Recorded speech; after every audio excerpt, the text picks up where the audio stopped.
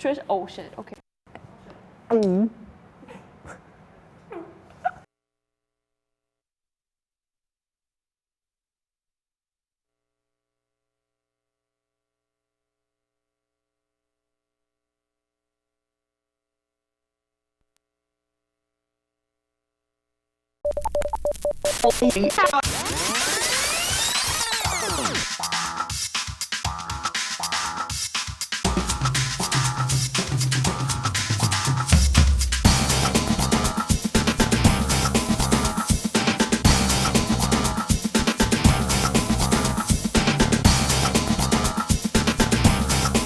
Ten, Stand by to take studio. 7, 6, Stand by 5, camera 1, mics 1 and 2. 3, 2, 1. Take studio. Hello and welcome back to another episode of MCTV News. I'm your host, Suvan. And I'm your co-host, Greer Clark. On today's show, Rylan Meade brings us around town for bird watching. Alicia Gilbert shows us a report about the fashions class. Sebastian Spila brings us to the Foxhole Canteen. And Samantha Tilawan cooks up a report about the foods class. But first, here's our top story. Local middle school George H. Primeau is bringing us their rendition of the hilarious comedy play Freaky Tiki, where staff of a 2.5-star Hawaiian resort must impress their special guest. This play opens June 9th and has a second performance on June 10th. Bringing us this freaky report is Amelia Neuman. Every year, the students of George H. Primeau Middle School put on a new, exciting play. This year, that play is Freaky Tiki. Students audition, rehearse, and prepare for months to put on a great performance. Well, we were looking through all the plays and we were reading the synopsises of all of them, and we just thought that this one was a fun, lighthearted kind of one. I had a lot of fun in last year's production, and it gave me a lot of confidence. I wanted to because my older sister Avery, she was in plays, and I would always go to her plays and watch them, and it made me want to join drama. I was in the production last year, and I really enjoyed it because I got to make new friends and just try out new things, and it was really fun. Being a part of a play has many benefits for the students involved and their school community. I think just getting to laugh with them and have fun and get to bring out their creative side. How to memorize lines quickly and how to give character. I've really learned how to speak in front of people. Getting to hang out with everyone in the play. Overall, just getting to know new people, making new friends, and just trying something new. I think it just gives them a place to be themselves and allows them to make new friends that they maybe would have not made. There are many people outside of the cast who put their efforts into supporting the actors. Miss Pusick and Miss Stanley and Miss Schaefer, helping us, acting is reacting and all those things. I would say my teacher and even my family. My mom. She helps me practice lines and she drives me home and to practices. Support these students and all the hard work that they've put in. Come see Freaky Tiki for yourself on June 8th and 9th at the Morinville Community Cultural Center. Reporting for MCTV News, I'm Amelia Neuman. Welcome back. The weather here in Morinville is finally warming up, and we can all enjoy the sunshine. Here to give us our weekly forecast is our MCTV meteorologist, Suvan. Thanks, Greer. Up in Whitehorse, we have 15 degrees with some sun and clouds, and down in Yellowknife, we have just clouds with 17 degrees. Over in Vancouver, we have 20 degrees with some clouds, and over in Regina, we have thunderstorms with 16 degrees. In Winnipeg, we have some sun and clouds with 22 degrees, and Toronto and Montreal both have sun with 15 and 17 degrees respectively. Over in St. John's, we have 13 degrees with sun and clouds, and in Halifax, we have sun and clouds as well with 16 degrees. Finally, in Iqaluit, we have sun and clouds with 3 degrees. Let's look at our provincial forecast. Up in High Level, we have 18 degrees with some sun and rain, and Fort McMurray has 21 degrees with also sun and rain. Grand Prairie is sitting at 21 degrees, and Edmonton is sitting at 19.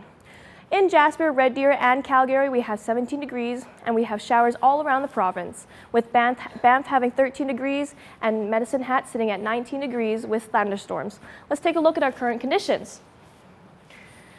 Our current conditions today are sitting at 17 degrees with wind going 5 kilometers an hour going west. Our relative humidity is 40% and our sunrise was at 5:23 this morning with our sunset being 9:39 tonight. Let's take a look at our weekly forecast. On Thursday this week, we have sun and clouds with 18 degrees as our high and 9 as our low. Friday, we're looking at a thunder shower with 19 degrees as our high and 8 being our low. And Saturday, we're looking at sun and clouds with 24 degrees and 10 as our low. Sunday and Monday have clouds with 17 degrees as our high and 10 as our low, with Monday having 18 degrees as our high and 13 as our low. And Tuesday has sun and clouds with 28 degrees as our high, spiking it up with 11 degrees as our low. On Wednesday, finally, we have showers with 20 degrees as our high and 9 degrees as our low. Back to you, Grayer Clark. Thanks, Kara. Have you ever wondered what kind of birds hang around our town? Reporter Rylan Meade brings us out of class to see what kind of birds hang around in our local community. You'll be flying after this report. Hello, I'm Riley Meade from MCTV, and today we're going to be bird watching. The first bird we're going to be covering today is the raven. The common raven is one of the smartest birds in the world. Common ravens can also live up to 15 to 20 years. They can also make sounds like human speech, mechanical noises, and other weird sounds. The next bird on our list is the ring-billed gull. The ring-billed gull is mistaken as seagulls, but they are not. Ring-billed gulls get their name from the rings on their beaks. Ring-billed gulls are very vocal birds. They're also very adaptable to certain types of weather. They are common across North America. Another bird I saw was the mallard duck. The mallard duck is the most widespread species of duck across the world. The male and female versions of mallard ducks look very different. Mallard ducks live in many different environments. They can fly up to 88 kilometers an hour. The next bird we have here is a little bird, the house sparrow. They live almost everywhere in the world. They were introduced into North America. Like the mallard duck, male and females look different. They eat almost everything they come across. Like chickens, house sparrows take dirt baths.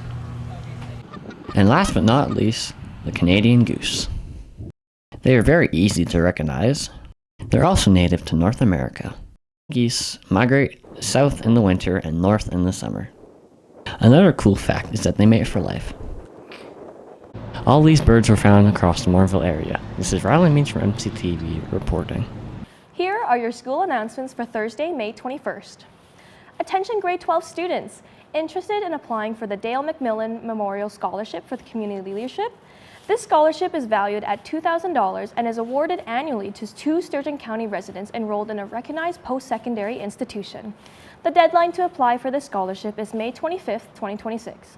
For more information, please visit the Sturgeon County website or visit the MCHS front office.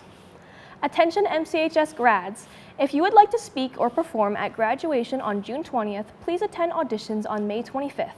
Please ensure that you come prepared with something to present to the audition panel, and if you have any further questions, please contact Ms. Bulger.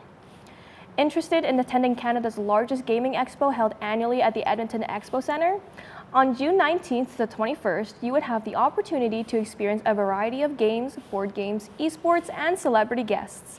Norquest College was offering students who attended the upload the opportunity to receive free tickets to this expo.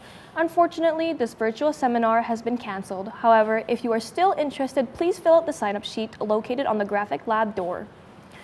A reminder to all MCHS students, all scholarship applications are due by June 12th.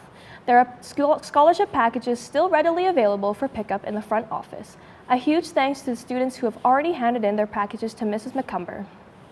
Shrek the Musical is here. Don't miss out on the chance to see Shrek the Musical tonight and tomorrow at the MCCCC. Doors open at 6:30 with tickets costing $15 in advance and $20 at the door. See you in the office or MCHS website for tickets. For these and all other school information, keep connected by listening to the daily announcements, logging onto the school's website at www.mchs.gsacred.ab.ca, or by following the school on Facebook, Twitter/X, or Instagram. As well, be sure to subscribe to our YouTube channel by searching MCTV Morinville. Ever wanted to make your own clothes or fancy attire? Take Fashions with Miss Sansano. If you ever wanted to experience the creation of clothing or other sewn objects. This course allows you to learn and grow your sewing skills, with the course being available in all 10, 20, and 30 level courses. Bringing us this report fashionably is Alicia Gilbert. Fashion studies at Morinville Community High School gives students the opportunity to explore creativity while developing practical skills. Through hands-on projects, students redesign clothing, experiment with ideas, and transform everyday pieces into unique, personalized creations. I like our redesign unit where we have to take something from like our wardrobe and turn it into something new. Some other stuff, honestly, anything with like when we're just like doing stuff with clothes, I quite enjoy. The reason why I think fashions is an important course to teach is it does teach a lot of life skills like sewing by hand, putting on a button, but I think too using a sewing machine can be very challenging, and teaching students to troubleshoot and try to figure out things when they don't go their perfect way. The program also connects students to future opportunities, allowing them to explore different paths in the fashion industry. From design and illustration to production, it helps students better understand potential career options and the skill required to pursue them. The colleges and the institutions that they want to go to. Right now we have MC College offers fashion studies. There's quite a few in Vancouver, Montreal, and Toronto, but again, are they designing clothes? Are they going to be a fashion illustrator? Or do they want to make clothes? So I help them find out the information for sure if they need it. And it's a huge career. There's a lot of different facets to it that you can pursue. Along with creativity and confidence, students develop a strong sense of accomplishment as they complete their projects and bring their ideas to life. These moments help build independence and encourage them to take pride in their work. The time that I see students be their most creative and show their confidence and their capabilities is when they're actually bringing in their own clothes from home and redesigning them.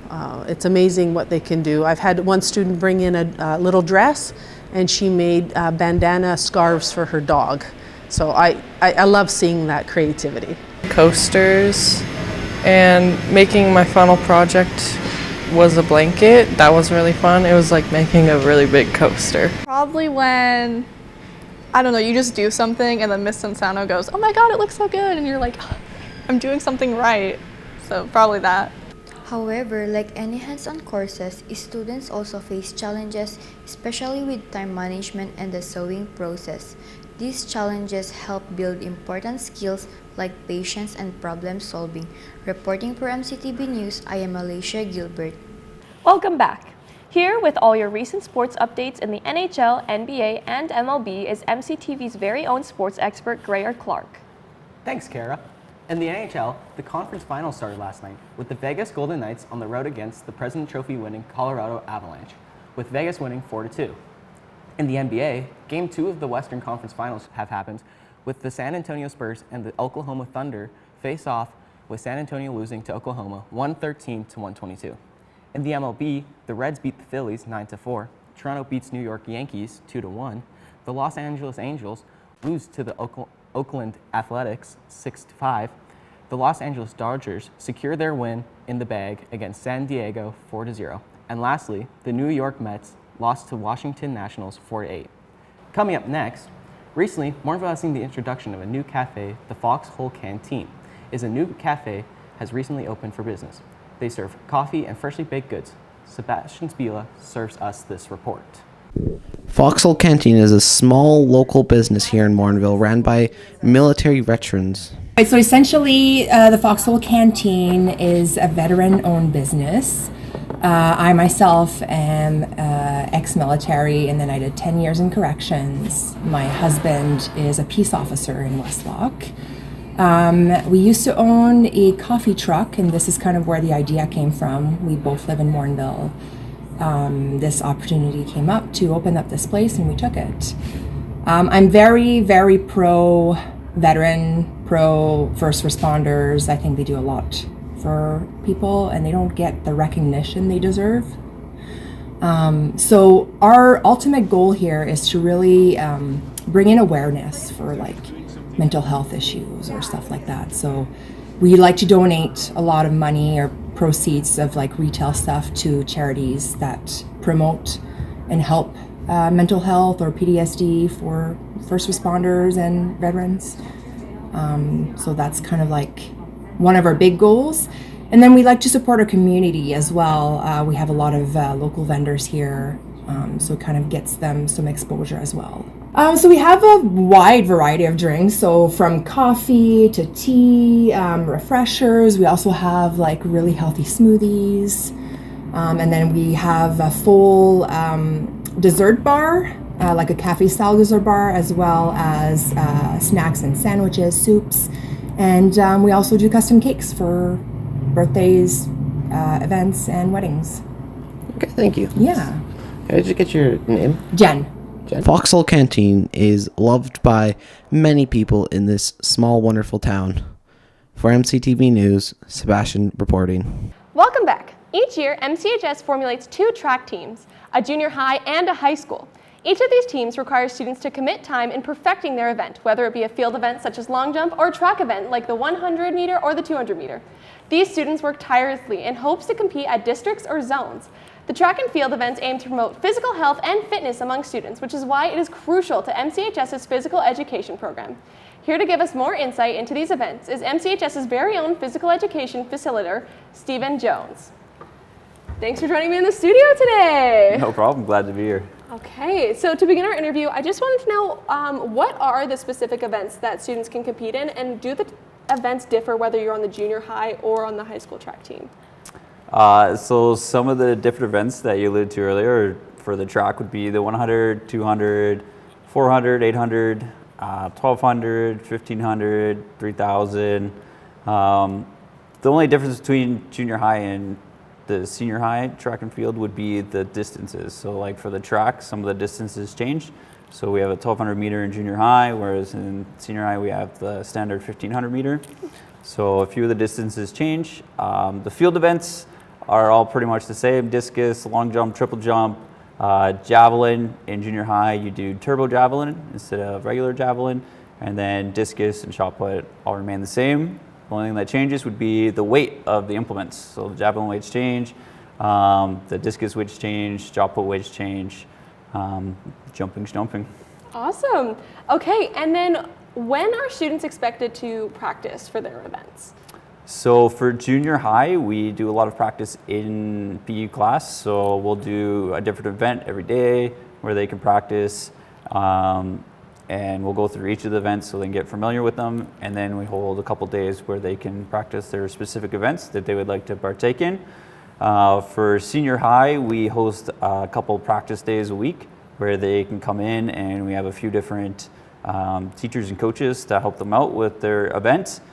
Saying that, if they are into it, a few of the athletes will look for further coaching throughout the summer. They'll attend a few camps and then look to kind of train on their own. But we do offer that practice time, and even the junior high athletes are able to come out to those practices if they want as well. Oh, awesome. Yeah. Okay, so how long roughly do students have to prepare before they go and compete? Unfortunately, sometimes it can be a short distance if you're only training for that period once the snow melts. So this year, our athletes had a little bit of a shorter season to kind of practice and prepare for the track and field, as it took a while for the snow to melt and stay away. So typically they'll probably have around a month or more if they practice indoors for a few of their events. Running's a bit easier to prepare for than some of the field events. But we do our best. Awesome. So besides just holding practices after school, what resources are available to students to help master their events before they go compete? So, I mean, the internet is out there for anyone. So there's lots of training videos from Olympic athletes that offer actually high quality instruction. That would be a great resource, as well as your PE teachers, your track and field coaches are available outside of those practice areas for questions, and potentially offer some equipment if you need to practice on your own time. Awesome. Okay.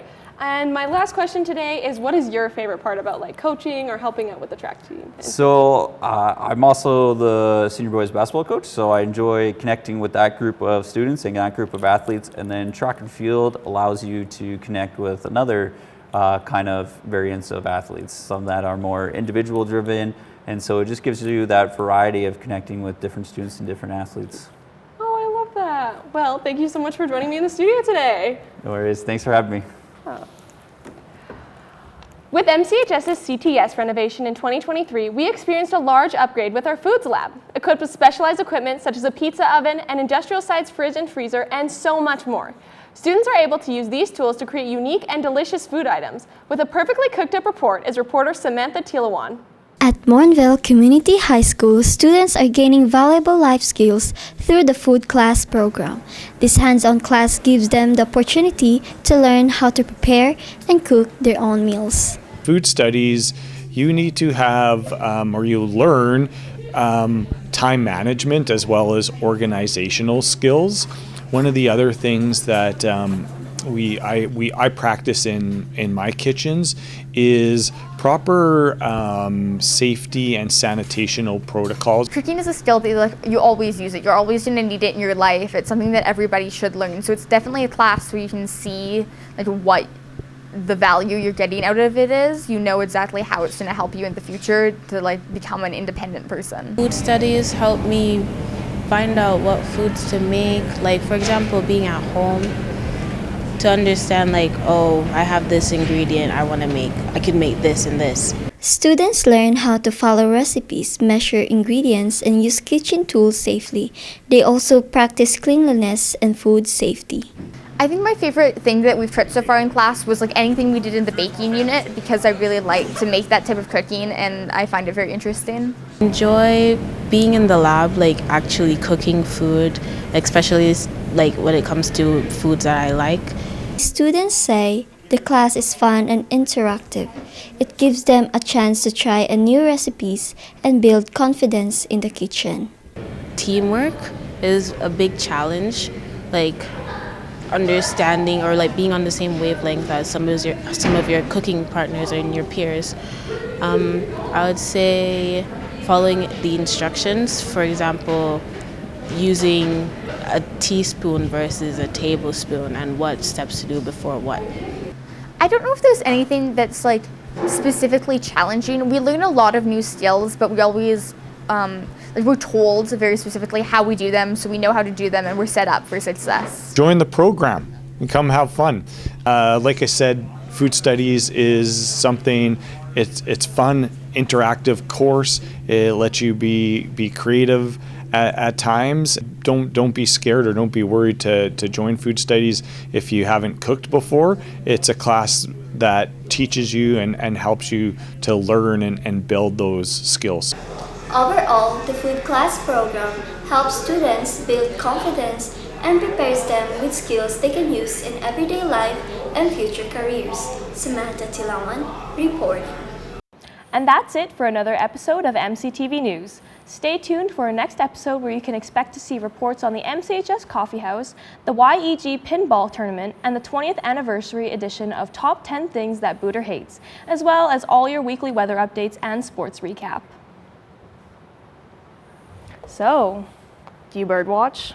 No, that's kind of freaky, you know, like freaky Tiki. Oh, I'm so excited to see that. You don't even know. Are you gonna go see? June 9th maybe. and 10th. I might. I think you should. Maybe. And you should also come see Shrek. Oh, okay. From all of us at MCTV News, I'm Greer Clark. And I'm Kara Suvan. Stay classy, Morinville.